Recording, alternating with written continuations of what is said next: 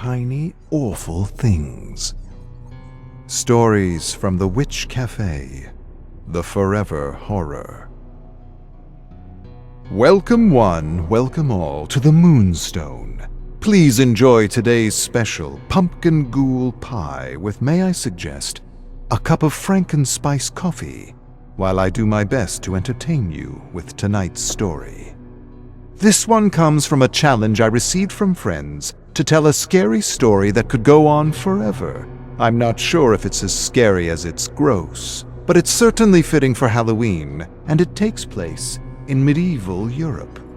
I call this one Tiny Awful Things, but my friends are telling me I should probably call it the Forever Horror. Have a listen, and let's discuss afterwards. There was no doubt Lucien was a coward. He was strong and clever and fast, but a coward nevertheless. That's what made being drafted into the king's army and marched into battle all the worse. Not wanting to put himself in harm's way, Lucien thought of a clever plan to avoid injury or even death. As soon as the horns blared and the infantry charged into the fray, Lucien executed his cowardly plan. He let loose a war cry like none other, rushed forward with his sword raised. Then, when no one was looking, when he heard the clash of iron and the agonizing screams of dying soldiers, he made himself tumble to the ground where he played dead and hoped for the best. Lucien was so scared that despite the stink of rotting humanity, he kept his eyes closed for several days, until he felt someone or something tapping his shoulder. When he opened his eyes, he found himself staring up at a man in dark robes, holding a bloody scythe. Lucien was staring at death. Or at least, that's what he thought. Actually, it wasn't death at all, but a lower dimensional demon making the rounds, making mischief, pretending to be death, looking for someone, anyone, to torment. And if you know anything about lower dimensional demons, you know that they absolutely delight in tormenting cowards and narcissists. And so this lower dimensional demon stared at Lucien with glowing red eyes, and told him his time had come, and asked if he had any last requests. Lucien, of course, extended a trembling hand and begged for his life. As the demon laughed and shook its ugly head, a thought came to Lucien, and he quickly begged for one last meal. The demon stepped back, smiled, and said he would entertain his last request. He told him he would allow him to live for as much time it would take for him to fill his belly with whatever he could find on this battlefield. No, not battlefield, buffet. This buffet of death. Lucien didn't know what to do. He didn't know what to eat. He wasn't a cannibal, and he certainly didn't want to commit any kind of sin before dying. He was about to surrender to his fate when he felt something squirm by his hand. He looked down, and that's when he saw the tiny, awful things squirming out of the bloated belly of a corpse, falling on his hand. Desperate, Lucien did the unthinkable. With a miserable sigh, he plunged his hand into the rotting belly, felt around the stinking, oozing innards, and soon pulled out a dangling white maggot. Swallowing a thickness in his throat, he held the tiny, awful thing up in the moonlight, then opened his mouth and let the maggot plop onto his tongue. The demon winced in disgust, laughed in disbelief, then said some words in a strange, unknown language. Lucien didn't understand any of it, but he thought he might have been cursed as he strangely began to feel a great insatiable hunger for maggots. More than this, he even began savoring them as one might savor a fine wine or coffee, enjoying to his disbelief the aftertaste. I guess we can say that as a coffee bean soaks up the essence of the tree and land it grows upon, a maggot soaks up the essence of the corpse it feeds upon. The demon smiled at Lucian as he desperately tried to delay the inevitable. When Lucian finally finished savoring the maggot, the demon told him his time was up. But Lucian shook his head and said his belly wasn't full yet. Then he approached a corpse that had been crushed by a club. Blood and gore spilled out of the eye sockets like spaghetti and meatballs. And there, in the spaghetti and meatballs, tiny awful things squirmed. Lucian plucked another maggot and plopped it onto his greedy, salivating tongue. Robust, earthy, slimy, a velvety maggot that bursts with herbal notes and soothes with its fresh and bold character. The demon smiled at the coward and said his time was up. But Lucian shook his head and said his belly wasn't full yet. Then he approached a corpse that had been diced into small pieces by an axe. Chunks of bone and intestine festered in pools of blood like stew. And there in the stew, tiny awful things squirmed. Lucian plucked another maggot and plopped it onto his tongue. Bold, yet fruity, chewy, a sweet maggot with delicate hints of citrus. The demon smiled at the coward and said his time was up. Lucian shook his head and said his belly wasn't full yet. Then he approached a corpse that had been trampled by horses and marching soldiers. Pieces of skull and brain fermented in bile and blood, like a delicious dipping sauce for veggies.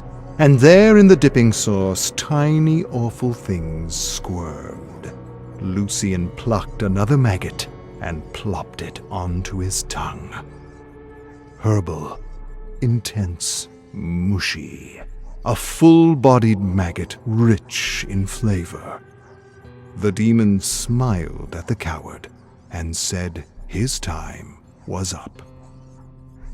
And as you can imagine, the story goes on and on, 'cause the demon enjoyed watching this coward grovel like a maggot for his life. And since it goes on and on, I would appreciate some help telling it, at least until we run out of tiny awful things. Please pass this bowl of putrid guts and gore around the moonstone. I invite you to reach inside and choose a tiny awful thing to savor. Please feel free to describe its flavors, and let's not spare any gory, juicy, mushy details. Okay, I confess. They aren't real maggots, but slimy, sugary things soaking in warm brandy and pumpkin guts. But let's stick our hands in anyway and have a little fun to help us get into the spirit of Halloween.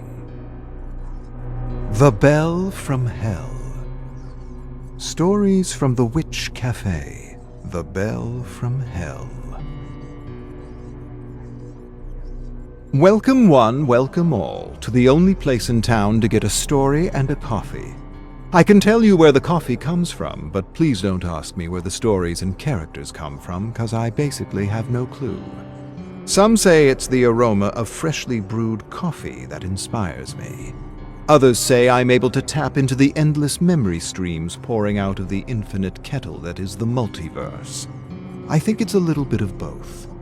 This one comes from the grains I observed at the bottom of my espresso cup a few days ago. It kind of resembled a bell, and so I'm calling this one The Bell from Hell. Toby and his sister Tina were always up to no good. and this time they snuck into the old overgrown junkyard that many claimed was haunted. Despite the rumors, the teens played in the rusty wrecks, honking horns, kicking windshields, and of course, scaring each other to hell. "It's fun here," Toby said. "It is," Tina agreed. As the night wore on, Toby hid in the trunk of an old sedan with the intention of scaring his sister.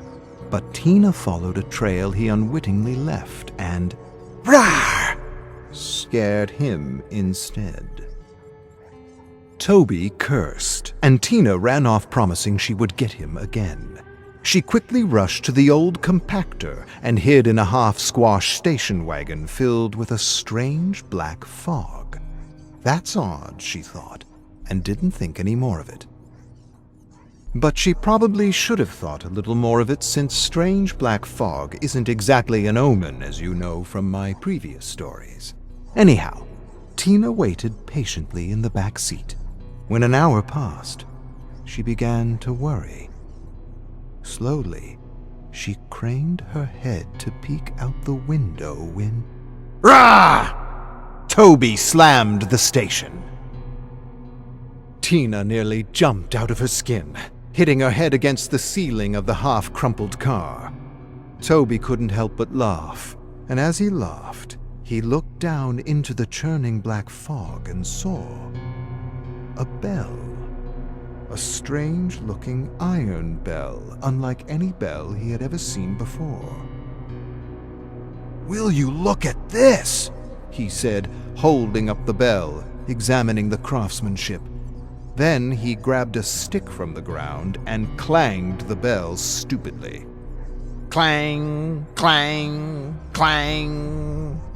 The ominous ring echoed through the abandoned junkyard as the black fog thickened and swirled around them. But before they could say anything about the strange fog, the compactor came to life. Whirr! Tina felt her heart fall into the pit of her stomach, and she screamed in horror. Toby dropped the bell, grabbed her hands, and yanked her out just in time. Breathlessly, they watched the station wagon as it creaked and groaned and shattered into scrap. There was a long, tense silence as they wondered what had given sudden power to the otherwise rusted and broken compactor. Just then, the bell rang again, this time behind them. Tina exchanged a look with Toby and swallowed a growing thickness in her throat. They turned slowly to face nothing. Absolutely nothing. Nothing but the swirling fog. It was probably just their imaginations. Or was it? For just as they released a collective sigh, the bell rang once again, and something suddenly materialized out of the fog. Within moments, they were face to face with a wraith. The wraith instantly grabbed Toby by the neck with one arm and lifted him high in the silvery moonlight, his feet dangling, his arms flailing, his lips quivering with fear. Tina gasped and stumbled back to her haunches. The wraith smashed Toby against the ground with a powerful thud. He raised a rusted wheel wrench and proceeded to bludgeon his head to scrap, blood and gore splattering everywhere. Then the wraith turned to face Tina with his creepy bell and dead eyes. Covered in her brother's warm blood, Tina screamed until her lungs gave out and waited for the bell to toll. Now, what the siblings didn't realize was that they had entered a kind of dimensional pocket that had brought them to another world. See, there are these pockets or holes in the world that lead to all kinds of dark places. Places that defy reality. Dark places that make all our combined depictions of hell seem like a flower garden. But that's another story for another dark and creepy night.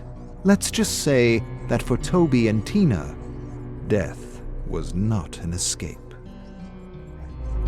Wrath of the Killer Pumpkins. Stories from the Witch Cafe. Wrath of the Killer Pumpkins. Welcome one, welcome all to the Moonstone Cafe. Tonight, seeing as we just made a batch of pumpkin spice cheesecake to go with our famous Halloween latte, I thought a story about pumpkins might be fitting. This story was told long ago in a village that once stood very close to where we all stand now, and I call this one Wrath of the Killer Pumpkins. The widow's name was Ulla, and more than anything, she wanted to win the annual pumpkin festival. Not just for the prize money, but to impress her 6-year-old daughter Rebecca, who loved everything about pumpkins. Their texture, their shape, their color, their smell, everything.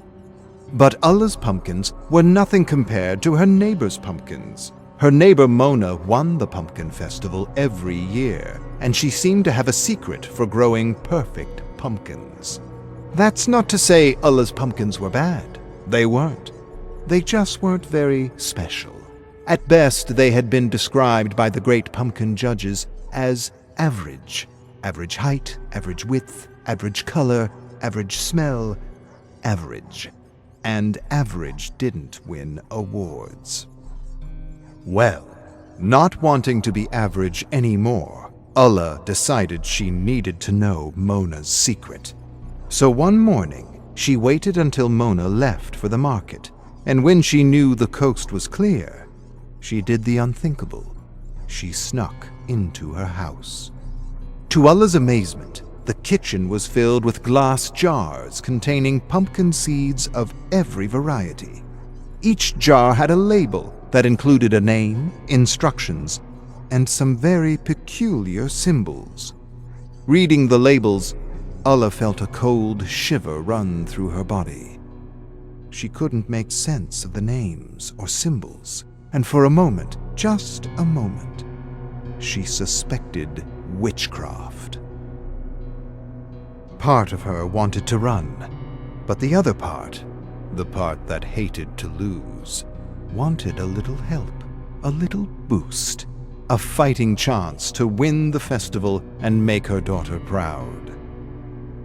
Ignoring her better instinct to run, Ulla found a jar labeled Mortificus Cucurbus. She scrutinized the label and read that these seeds would produce the biggest and brightest pumpkins, but that they were still quite unstable. The seeds were unstable. Ulla winced, and she had no idea what that meant or how pumpkin seeds could be unstable. She continued to read a warning: no blood, especially at night. She laughed out loud. Who in their right mind would feed a plant blood? Who would heed such a warning? And for a moment she really thought that maybe, just maybe, Mona was a witch. A powerful witch who could defy nature and modify and mutate seeds. Despite the creepy warnings, Ulla borrowed one seed, just one, from the Mortificus Cucurbus jar, convincing herself that she would give Mona back a seed from her winning pumpkin. With that promise, she convinced herself she wasn't stealing, and she quickly returned to her small, humble farm. No sooner did Ulla return home than she planted the seed in her garden.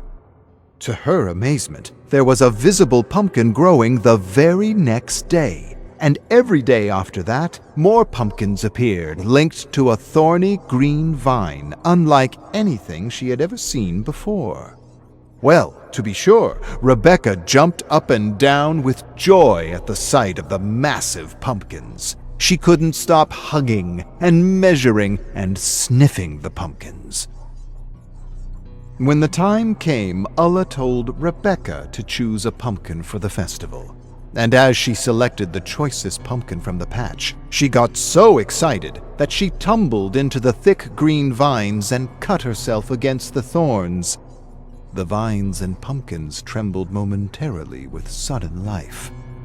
Ulla dismissed the sudden movement as the wind and proceeded to dress her daughter's wounds. Then she placed the chosen pumpkin on a wheelbarrow and pushed it to the market to face the judges of the Great Big Pumpkin Festival. It didn't take long to declare Ulla the winner, and Rebecca jumped up and down and she screamed and celebrated that they had finally won the festival. Ulla reveled in her daughter's joy and felt a great surge of pride. But that joy was short-lived when Mona suddenly emerged from the crowd, admiring the winning pumpkin and sniffing it as though searching for a signature scent, a telltale, proof that Ulla had stolen one of her seeds. Then she put her ear to the pumpkin and locked eyes with Ulla. For a moment, it seemed as though she wanted to say something. But then Mona smiled, gave the pumpkin a gentle caress, and walked away. Ulla watched Mona until she disappeared, and she told herself she would gut her winning pumpkin and return a seed back to Mona just as soon as she returned home. And so, with exhausted arms, Ulla wheelbarrowed her pumpkin down the dirt road, with her daughter singing and skipping behind her in the moonlight. Caught up in the euphoria of winning, Ulla tried to skip with her daughter, but she missed a beat and twisted her foot on a stone. Ulla stumbled forward, lost control of the wheelbarrow, and the great big pumpkin tumbled out, smashing against a massive stone. Suddenly, mother and daughter froze in terror. Thick orange liquid like blood poured out of the busted pumpkin. Through the cracks they could see something moving, something breathing. Ulla approached the pumpkin slowly. She hesitated, then placed her fingers in the pulpy crack and pulled and pulled and... Whee! A pumpkin baby burst out and attached itself to her face. Pulp dripping down her face and back, Ulla ripped the pumpkin baby off her face and smashed it repeatedly against the ground as it wailed and screamed and finally died. Then she dropped the limp, pulpy corpse in the grass and watched it melt into a thick orange puddle of steaming pumpkin pus. Ulla grabbed her daughter by the hand and rushed home, but when they reached home, the whole farm had been overrun by gigantic bright orange pumpkins and thick vines with thorns like knives. Wanting to burn the pumpkin patch down, Ulla held her daughter close, and she led her to the shed as the vines trembled, slithered, and brushed by their feet. Then, all at once, the vines coiled around their ankles and... whap! Mother and daughter hit the ground as throbbing vines wrapped around them like hungry snakes. Ulla stared in horror as massive pumpkins seemed to suddenly hatch like giant orange eggs in the moonlight. From those pumpkins came creatures staggering on 2 legs with long, clumsy vines for arms. And as these killer pumpkins closed in on Ulla, she noticed they had orange and green skin and thick thorns for feet, and the faces. They resembled her daughter. Before she could make sense of what she was seeing, an evil vine coiled around her neck and head, and thirsty thorns pierced her skin and gorged on her blood, as hundreds of newborn pumpkin monsters wailed at the moon, and a cold darkness swept over her. As for the younglings, they grew and multiplied and went on a murderous rampage throughout the town. But rest assured, they were finally stopped by a few good witches with some pretty powerful spells. But that's another story for another dark and creepy night. Let's just agree that we shouldn't mess around with pumpkin seeds, and that we prefer to eat our pumpkins than be eaten by them.